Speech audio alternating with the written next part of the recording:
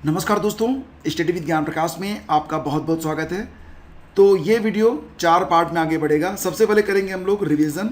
उसके बाद जो दूसरा सेगमेंट है वो आज के प्रश्नों का है, कुल मिला के 10 प्रश्न हैं।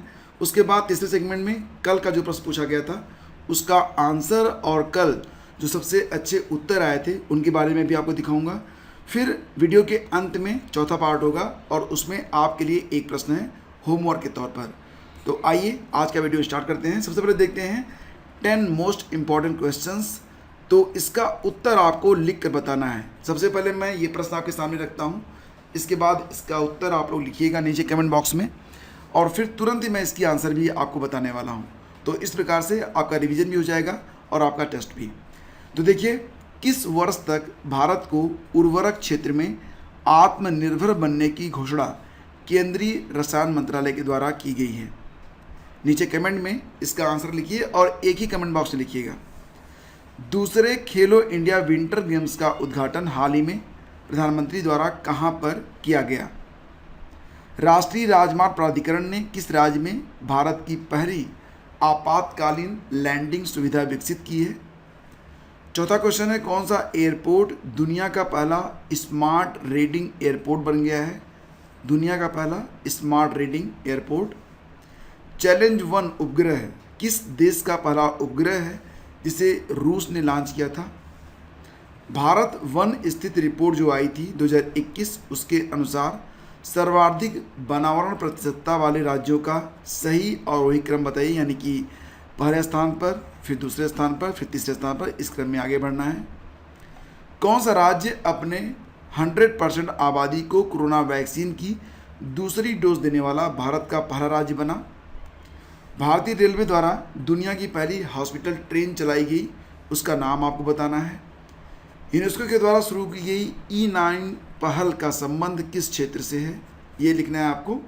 और अंतिम प्रश्न है, रासायनिक हथियार निषेध संगठन OPCW के बाहरी लेखा परीक्षक के रूप में किसे नियुक्त किया गया है? तो ये हैं आज के 10 प्रश्न। आइए इसका उत्तर देखते हैं। तो किस वर्ष तक भारत को उर्वरक क्षेत्र में आत्मनिर्भर बनने की घोषणा केंद्रीय रसायन मंत्रालय ने की है? तो वेरी सून 2023 तक। अच्छा, हमारे जो रसायन और उर्वरक मंत्री हैं कौन है? मनसुख मंडाविया हैं, वही हमारे स्वास्थ्य मंत्री भी हैं। दूसरे खेलो इंडिया विंटर गेम्स का उद्घाटन हाल ही में प्रधानमंत्री द्वारा कहाँ पर किया गया था? गुलमर्ग में किया गया था, ये भी याद रखना है आपको, गुलमर्ग। राष्ट्रीय राजमार्ग प्राधिकरण ने किस राज्य में भारत की पहली आपातकालीन लैंडिंग सुविधा को विकसित किया? तो ये राज्य कौन सा है? ये राज्य है राजस्थान। कौन सा एयरपोर्ट दुनिया का पहला स्मार्ट रीडिंग एयरपोर्ट बन गया है? तो ये है दुबई एयरपोर्ट। और चैलेंज 1 उपग्रह जो है ये किस देश का है? तो याद रखना कि यह ट्यूनीशिया का पहला उपग्रह था और इसे रूस ने लॉन्च किया। भारत वन स्थित रिपोर्ट 2021 के अनुसार सर्वाधिक वनावरण प्रतिशतता वाले राज्यों का सही और वही क्रम, तो सबसे पहले तो आपका मिजोरम हो जाएगा, फिर अरुणाचल प्रदेश, उसके बाद मेघालय और फिर मणिपुर। तो ये क्रम है, इसको याद रखना। सभी पूर्वोत्तर के ही राज्य हैं। कौन सा राज्य अपनी 100% आबादी को कोरोना वैक्सीन की दूसरी डोज देने वाला भारत का पहला राज्य बना? तो भारत का पहला राज्य बना था हिमाचल प्रदेश। और भारतीय रेलवे द्वारा दुनिया की पहली हॉस्पिटल ट्रेन चलाई गई थी, उसका नाम है लाइफ लाइन एक्सप्रेस, इसको आप जीवन रेखा एक्सप्रेस भी कहेंगे। और यूनेस्को के द्वारा E9 पहल का संबंध जो किया गया था, E is stand for education, 9 is stand for 9 countries, जिसमें ब्राज़ील, बांग्लादेश, चीन, मिस्र, इंडोनेशिया, भारत, पाकिस्तान, मैक्सिको और नाइजीरिया हैं। तो ये 9 देश मिलकर E9 पहल में शामिल हुए हैं यूनेस्को की, और इसमें कोशिश की गई है कि जो शिक्षा है उसको बढ़ावा देना। रासायनिक हथियार निषेध संगठन OPCW के बाहरी वाह्य लेखा परीक्षक के रूप में चुना गया है किसको? गिरीश चंद मुर्मू को, ये भी याद रखना है आपको। तो उम्मीद करता हूँ कि ये सेशन हालांकि मॉडरेट लेवल के क्वेश्चन थे, आपने कम से कम इसमें से 5 प्रश्नों के सही उत्तर दिए हैं। अगर 5 प्रश्न आपके सही हैं तो आपकी तैयारी सही जा रही है, अगर उससे कम है तो थोड़ी सी मेहनत आपको और करनी है। और हाँ, रिवीजन आप लोग लगातार करते रहिएगा, रिवीजन में बिल्कुल भी कोताही मत बरतिएगा। आइए देखते हैं अब आज के प्रश्न। पहला क्वेश्चन है, वर्ष 2023 में कौन सा देश स्ट्रीट चाइल्ड क्रिकेट विश्व कप की मेज़बानी करेगा। जो स्ट्रीट चाइल्ड्स होते हैं, गलियों में जो बच्चे होते हैं, तो उनके लिए क्रिकेट वर्ल्ड कप खेला जाएगा कहाँ पर? भारत में। तो ऑप्शन सी इसका करेक्ट आंसर है। और मुझे लगता है ये प्रश्न भी मोस्ट इम्पॉर्टेंट क्वेश्चन है, तो एग्ज़ाम में ये प्रश्न भी आएगा, तो याद रखना इसको। अच्छा, ये जो street child cricket world cup होगा भारत में, इसका आयोजन कौन करेगा? तो बीसीसीआई नहीं करेगा, इसका आयोजन करेगा street child United and save the children India नामक एक एनजीओ के द्वारा इसका आयोजन किया जाएगा। ये याद रखना काफ़ी इंपॉर्टेंट है। वैसे आपको बता दें कि बीसीसीआई के जो वर्तमान अध्यक्ष हैं सौरव गांगुली, वो इसी साल रिटायर हो रहे हैं, उनका कार्यकाल पूरा हो रहा है। और हाल ही में उनको एक बड़ी कंपनी ने अपना ब्रांड एम्बेसडर बनाया है। तो कल ही मैंने इसके बारे में आपको पढ़ाया था, कल का वीडियो अगर आपने देखा था तो नीचे कमेंट करके फटाफट बताओ। आगे बढ़ते हैं। हाल ही में विश्व कला दिवस मनाया गया था। कब मनाया गया? तो विश्व कला दिवस दोस्तों मनाया गया अभी हाल ही में 15 अप्रैल को। ठीक है, तो ऑप्शन सी सही है, 15 अप्रैल को मनाया गया विश्व कला दिवस के रूप में। याद रखना इसको भी, काफ़ी इंपॉर्टेंट है।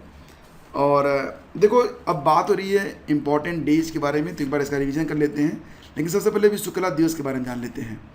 तो विश्व कला दिवस प्रतिवर्ष होता है 15 अप्रैल को। दुनिया भर में रचनात्मकता, नवाचार और सांस्कृतिक विविधता को पोषित करने वाली कला के महत्व को प्रकट करने के लिए मनाया जाता है। 2012 में इसे पहली बार मनाया गया था। यूनेस्को और एक एनजीओ है, गैर सरकारी संगठन, इंटरनेशनल एसोसिएशन ऑफ आर्ट के द्वारा इसे मनाया जाता है। तो इसे कौन मनाता है? इसे मनाता है यूनेस्को और AIAA मिलकर। ठीक है, तो देखो फ्रेंड्स, बात हो रही थी इंपॉर्टेंट डेज की, तो एक बार रिवीजन कर लेते हैं। जैसे कि 1 अप्रैल को मनाया गया था उत्कल दिवस, 2 अप्रैल को मनाया गया था वर्ल्ड ऑटिज्म अवेयरनेस डे और अंतर्राष्ट्रीय बाल पुस्तक दिवस। 4 अप्रैल को क्या मनाया गया था? खान जागरूकता और खदान कार्य में सहायता के लिए अंतर्राष्ट्रीय दिवस।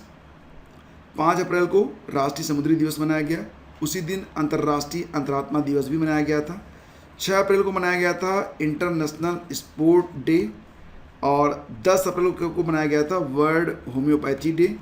ठीक है, फिर 11 अप्रैल को क्या मनाया गया था ये आप बताएंगे। 14 अप्रैल को मनाया गया बांग्लादेश का नववर्ष मनाया गया पोहेला बोईशाखा के रूप में, और उसी दिन अंबेडकर जयंती भी मनाई गई थी।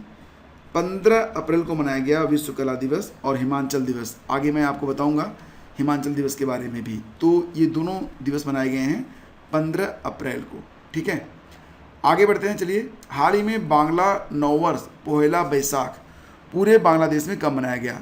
तो बांग्लादेश में जो नववर्ष होता है, नया साल होता है, उसे कहते हैं पोहेला बोईशाख। तो पोहेला बोईशाख जो है ये अभी मनाया गया कब? 14 अप्रैल के दिन। जी हाँ, उसी दिन भारत में मनाया गया डॉक्टर BR अम्बेडकर जी की 131वीं जयंती मनाई गई थी। और उसी दिन बांग्लादेश में नववर्ष के रूप में पोहेला बोईशाख नामक उत्सव जो था ये पूरे उत्साह के साथ मनाया गया। ठीक है, तो कोविड के कारण 2 साल तक इसका आयोजन नहीं हुआ था, अब इसका आयोजन पूरे धूमधाम से किया गया। सांस्कृतिक संगठन है एक बांग्लादेश में, इसका नाम है छायानुत। तो छायानुत की अध्यक्ष और पद्म पुरस्कार से सम्मानित संजीदा खातून ने बंगाली नववर्ष, और ये होगा 1429, बंगाली नववर्ष 1429 का स्वागत भाषण दिया है। तो बस इतना याद रखना कि पोहेला बोईशाख यह बांग्लादेश का नववर्ष है और इसे 2022 में 14 अप्रैल को मनाया गया। अगला क्वेश्चन है, किस शहर में हाल ही में प्रधानमंत्री संग्रहालय का उद्घाटन किया गया?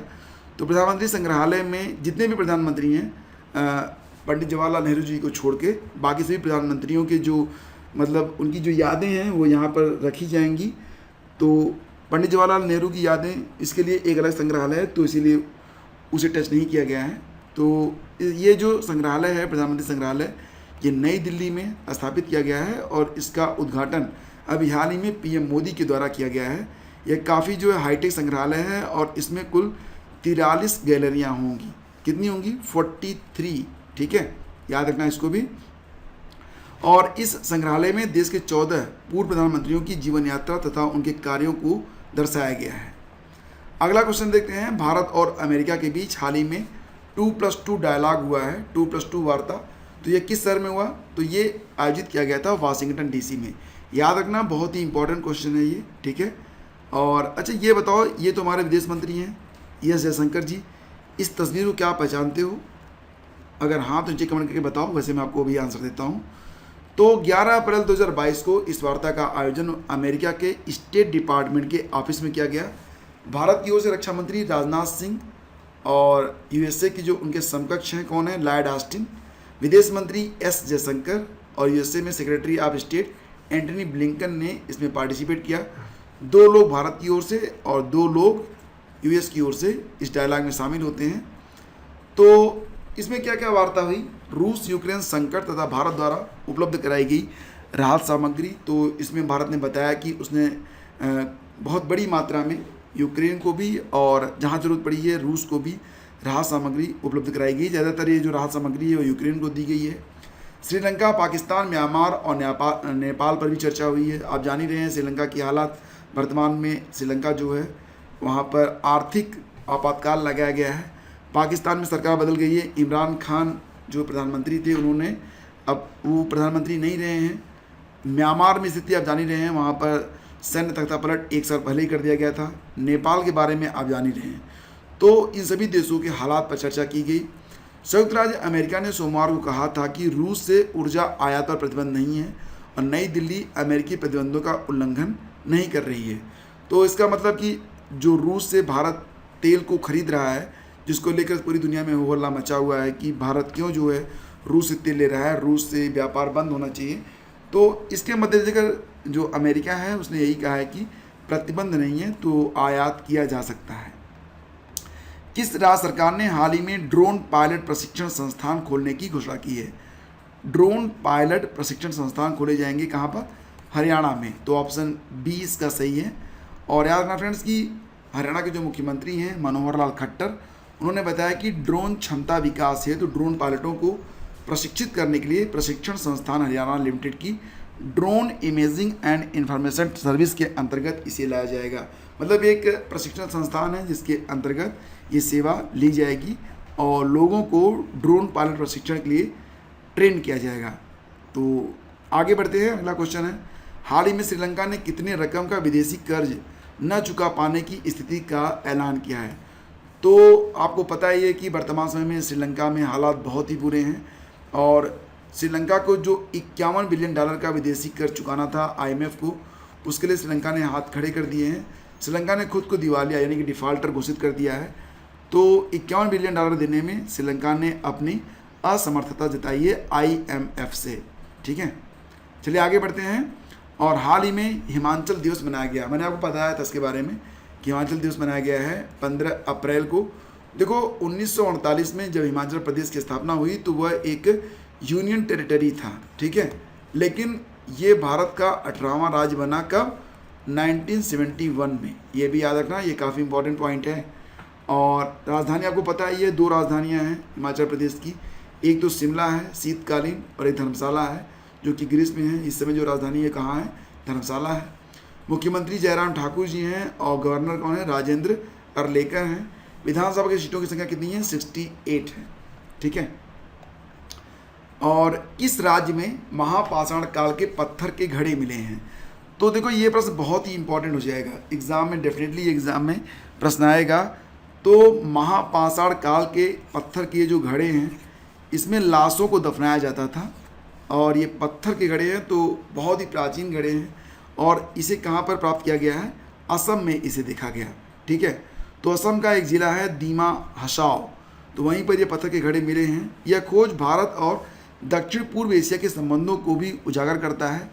और ये भी याद रखना आप कि अब ये तस्वीर आप देख सकते हो, ये नेपाल, फिर यहाँ पर भूटान और बांग्लादेश और इसके बाद ये म्यांमार है, ठीक है। ये लाओस है, ये कौन सा देश है? ये थाईलैंड है। तो इस प्रकार से अगर आप देखोगे तो इंडोनेशिया में भी, लाओस और इंडोनेशिया में भी जो है ऐसे घड़े मिले हैं। तो असम में मेगालिथिक मतलब मिट्टी के जो घड़े मिले हैं उनकी संख्या कितनी हो गई है? 11 हो गई है। और ये जो पत्थर के घड़े मिले हैं उनकी संख्या कुल मिला के कितनी हो गई है? 65 हो गई है। तो माना जाता है कि इन घड़ों का उपयोग शवों को दफनाने में किया जाता रहा होगा। असम में खोजे गए जार को पहली बार साल 1929 में जॉन हेनरी हटन और जेम्स फिलिप मिल्स के द्वारा की गई थी। 1929 में इसे देखा गया था, लेकिन इसका जो महत्व है वो अब जाके सामने आया है। तो याद रखना, ये प्रश्न भी काफ़ी इंपॉर्टेंट हो सकता है। देखो अगला क्वेश्चन है, विश्व बैंक ने वित्त वर्ष 2023 के लिए भारत की जीडीपी ग्रोथ को 8.7% से घटाकर कितने प्रतिशत कर दिया है। तो वर्तमान में आप देख ही रहे हैं, दिल्ली में भी कोविड की जो रफ्तार है फिर से एक बार जोर पकड़ रही है। कोविड के मरीजों की संख्या बढ़ रही है। दिल्ली में अभी हाल ही में जो मास्क न लगाने पर 500 रुपये जुर्माना था, उसे माफ़ कर दिया गया था और ये कहा गया था कि मास्क इज़ ऑप्शनल, लेकिन अब उसे फिर से कंपल्सरी करने की बात कही जा रही है। तो 8.7% से अब जो जीडीपी की ग्रोथ है वो 8% करने की बात कही गई है विश्व बैंक के द्वारा भारत में। और वर्ल्ड वाइड देखा जाए तो साउथ एशिया में, दक्षिण एशिया में ये जो ग्रोथ रेट होगी वो 6.6% रह सकती है, ये बात कही जा रही है विश्व बैंक के द्वारा। और ये जो साउथ एशिया रीजन है उस जिसके बारे में प्रेडिक्शन की गई है उसमें अफगानिस्तान को शामिल नहीं किया गया है। विश्व बैंक के बारे में आप जानते ही हैं, जुलाई 1944 में स्थापना होती है, हेडक्वार्टर है वाशिंगटन डीसी में। तो फ्रेंड्स, आज के वीडियो में हमने क्या पढ़ा? हमने पढ़ा कि 2023 में कौन सा देश स्ट्रीट चाइल्ड क्रिकेट विश्व कप की मेजबानी करेगा। तो भारत। विश्व कला दिवस मनाया गया 15 अप्रैल को। पोहेला बोईसाख पूरे बांग्लादेश से मनाया गया 14 अप्रैल को, बांग्लादेश का नव वर्ष है ये। और प्रधानमंत्री संग्रहालय का उद्घाटन किया गया है कहाँ पर? नई दिल्ली में। भारत और अमेरिका के बीच 2+2 डायलॉग जो हुआ है वो वाशिंगटन डीसी में हुआ है। याद रखना, ये डायलॉग वाला क्वेश्चन कई बार रिपीट होता है। और किस राज्य सरकार ने हाल ही में ड्रोन पायलट प्रशिक्षण संस्थान खोलने की घोषणा की है? तो हरियाणा ने। श्रीलंका ने कितने रकम का विदेशी कर्ज न चुका पाने की स्थिति का ऐलान किया है? तो $51 बिलियन। और ये डिक्लेरेशन जो है वो 12 अप्रैल को आया था सामने। हिमाचल दिवस मनाया गया 15 अप्रैल को। महापाषाण काल के पत्थर के घड़े मिले हैं असम में। और विश्व बैंक ने वित्त वर्ष 2023 के लिए भारत के जीडीपी ग्रोथ को 8.7% से घटाकर 8% कर दिया है। तो फ्रेंड्स, ये थे आज के प्रश्न। और कल आपसे जो प्रश्न पूछा गया था, प्रश्न था कि भारत के किस शहर में सबसे ऊंचा मेडिकल टावर स्थापित होगा। तो 2 आंसर आए जो कि वाकई काबिल तारीफ रहे। तो दोनों नाम आपके सामने हैं। आप लोग भी अच्छा आंसर लिखिए, आप लोगों के नाम को भी शामिल किया जाएगा। सूरज प्रजापति जी और नसरीन बानो जी, दो लोगों ने बहुत ही अच्छी आंसर राइटिंग की है। आप लोगों से निवेदन है कि जो भी अच्छे आंसर आएँ तो एक दूसरे का जो कमेंट है उसका रिव्यू किया करें और अच्छे कमेंट को लाइक ज़रूर किया करें, ठीक है। तो फ्रेंड्स, अब आपके लिए आज का प्रश्न, भारत के सबसे ऊंचे एयर प्योरीफायर टावर का निर्माण कहाँ पर किया गया है। प्रश्न बहुत सरल है, लेकिन इसका उत्तर आप शानदार तरीके से लिख सकते हैं। तो लिखिएगा ज़रूर। और अगर आपका उत्तर अच्छा लगा, अच्छा लिखेंगे आप, तो उसे कल के वीडियो में शामिल किया जाएगा। और हमेशा की तरह फिर से आपसे कहता हूँ, वीडियो को लाइक करके जाइएगा, अपने दोस्तों के बीच एक बार इसे शेयर कर दीजिए। और चैनल को अगर आपने अभी तक सब्सक्राइब नहीं किया है तो सब्सक्राइब करके जाइएगा। आप सभी का बहुत बहुत धन्यवाद। Thank you so much. Have a great day. जय हिंद।